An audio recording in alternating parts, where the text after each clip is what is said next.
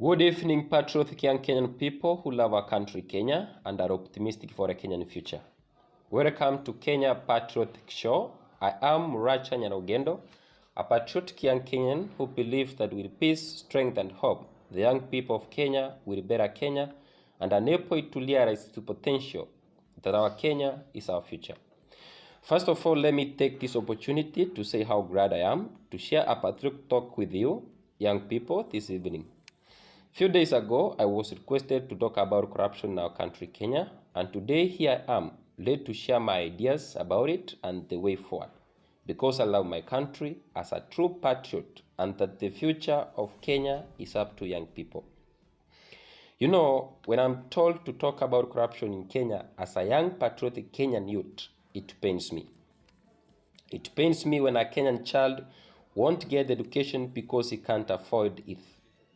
It pains me when Kenyan citizens die of hunger due to poverty, when Kenyan citizens die due to poor health care, and that corruption is costing us our lives. It pains me when highest percentage of Kenyans young, energetic, educated youths are jobless, forcing them to run away from our country to seek for jobs outside their motherland. Does that mean they can't achieve their dreams here in Kenya? I am certain that all happens in the name of corruption. Our churches and the judiciary is corrupted to rule in favor of the rich and politically connected in order to protect them. Hence, injustice is done to the poor Kenyan people. The question is, young Kenyan people, is this the way you wish your country to look like in 20 years to come? Then the answer is no. The fact of the day remains that our country could have realized great economic growth, could have realized great social growth and good political manners.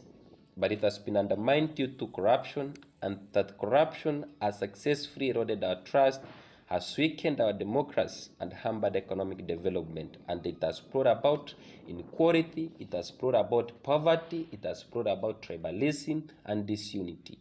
And this has been brought about due to disunity among Kenyans young people and the ignorance of the young people. Because the people with whom we trust with the idea and responsibility of perfecting our country's future are no more doing so. Instead, they have successfully destroyed the present and they are busy killing the future. I therefore urge each young Kenyan citizen to come together and nurture our minds from the corruption cycle in a man of action and reparate our motherland from this corruption evil. That in order for Kenyans to fight corruption, number one, we must all acknowledge that we are all one people, the Kenyans. No matter which part of Kenya you come from, no matter which language you speak, no matter which political party you belong, we are one people of one tribe, the Kenyan tribe, and that corruption is our common enemy. Number two, Kenyan citizens, politicians, business people, the churches, the police, the boda people, the farmers, the doctors, and all social classes in Kenya must be honest and transparent and must be held into account for a better and a corruption-free Kenya. I will be revealed to hear that now matatu drivers and boda riders are not overcharging passengers and that they are not carrying excess passengers, hence risking their lives. I will be revealed to hear that now our churches whom we trust to uphold our justice will now have to pass judgment truly and honestly based on facts and evidence without favor of the rich and the politically connected people. I will be revealed to hear that now business people will stand up and demand honest skills, hence enabling our country to create more jobs to youths. I look forward to those days, fellow patriots, and I believe that can be done because I'm certain that we are capable of doing so. It doesn't make sense when I see a young youth and perhaps a graduate who in every general election is corrupted by bribe to vote for a candidate to the government position whom he knows very well he is a corrupt, tribalistic, and an idiot. And now that fact being, we are nearing elections, I will be glad to hear that now Kenyan young people want and demand a candidate who, number one, understands corruption is a bad thing. That now Kenyan young people want and demand a candidate who, number two, understands that Kenya young people must be included. And I want to hear that now Kenyan young people want and demand a candidate who has manifestos on economy, has manifestos on youth empowerment, and that they must be honest manifestos.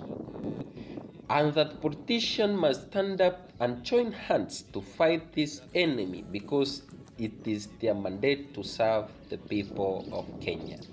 I know this won't be easier, Kenyan young people, but I promise you it will take time and effort, but we're gonna make our country a better place for the present and the future generations. And I have hope that those days are coming if young people stand up and say that it is the young people. I have hope that the days will come when those involved in corruption will be held to account without political and tribal interference. Because if someone steals money put aside for development, no matter where he comes from, no matter who he is, or what position he occupies in government, he is the enemy of the country, because corruption done in any part of Kenya is corruption done all over Kenya.